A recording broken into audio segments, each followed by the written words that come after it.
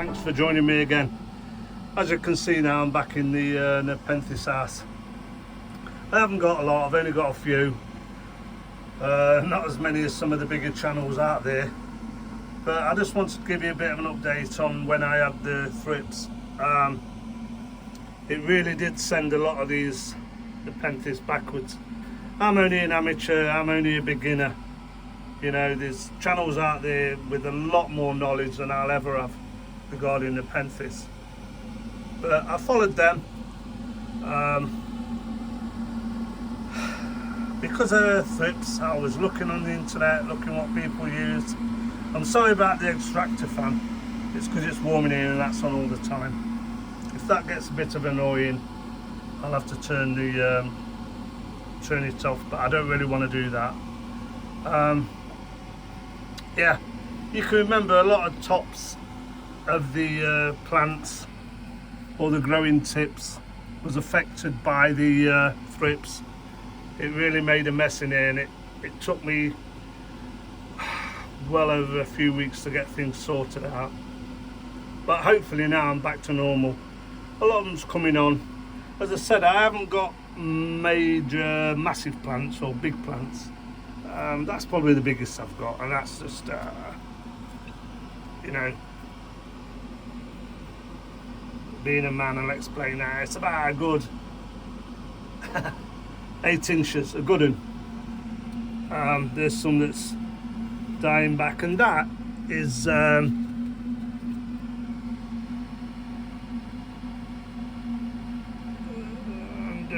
Grandiflora Cantley. I've had that a while, but it's a nice big plant. It's doing okay. Most of them are now. I mean, just ventricosa, I think that one is up there. They're just plodding on. Some of the newer ones are getting nice little pictures on them. Again, I'm losing a few, look, dying back. I don't know what's causing that, probably the heat again. But I am cooling this place down better than the Mazzy house, really, because, you know, it needed doing. There's a few nice ones. I like these, I love these. Only a little plant really compared to some, but cracker. I looked at this one the other day and I thought, you know, you can't say that is a crap picture. That's a beautiful picture on that plant. And that is a, I think it's a Lowii cross. I think it's Lowii ventricosa. Let's just check. Yeah, Lowii ventricosa. A nice looking plant. Let me put that label back in, because if I take the labels out, I'll never know what I've got. You know, all the sphagnum's doing okay. I keep chucking sphagnum in and growing it. I put it around the plants then. You can see that all the plants now are growing with sphagnum on. You know, you can't see all of it, but I put a bit on each plant, hoping that it'll take, and it has done. You know, that's a weird shaped one dying back now, but again, a lovely cracking picture. Another one forming there, look. But yeah, it's come on now.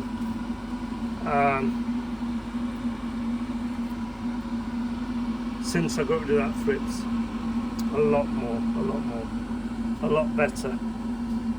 And I find that, you know, knowing people who actually grow these, who's got time to share their knowledge with you, is amazing, because there's nothing like people, genuine people who's prepared to talk to you on the phone or talk to you, you know, send you an email, let you know how things get on. It's just amazing. Just amazing. The community for carnivorous plants is truly, in my opinion, great. You know, it's dying back now. A lot of them are dying back now. I just got a fern. Picked that up the other day off somebody, gave me a fern, and I pushed it in. I'm not going to go through every plant because, as I said, you know, I'm not one of the big boys. There's some cracking channels out there you can go and watch to see some of these plants. But yeah, fish are doing okay. Don't suppose you're going to see them in there, but that's full of endlers. I do have, I think I can get in there showing you a little bit. The reflection's not going to show you. I've got some amazing endlers in there. I do saw a few of them off now and again. But as I said, I've just done a video on the Mazias and I thought I'd come and share with you what I've got growing in here. And just really to give a shout out to other channels. If you're into Nepenthes in the UK and you are watching YouTube, try Nepenthes and I. Go have a look at the channel. It's Andy Kitson. He's just moved from a grow space into a garden greenhouse, and his videos, he's got a lot more Nepenthes than me, and he's well clued up on them. So go and give his channel a viewing. Everybody who does YouTube should get a lot of support from different channels, and I appreciate Andy Kitson's channel. I've learnt a lot from him. I'm sure a lot of other people would as well. But you know, look, they're just all growing now, and thanks to other people, as I said, we're back on track now. Hopefully, none of these are special. None of these are really special. Nepenthes, really. I've got some smaller ones that's coming on that I got from Pender on eBay. Another good channel if you watch Pender's channel. I forgot his name actually, but I'm sure if you go on to Nepenthes and I, somewhere along the line he'll mention it, and he'll mention the channel for Pender. Pender Buckley I think his name is, but he's got some, he sells some amazing plants on eBay. Some amazing plants.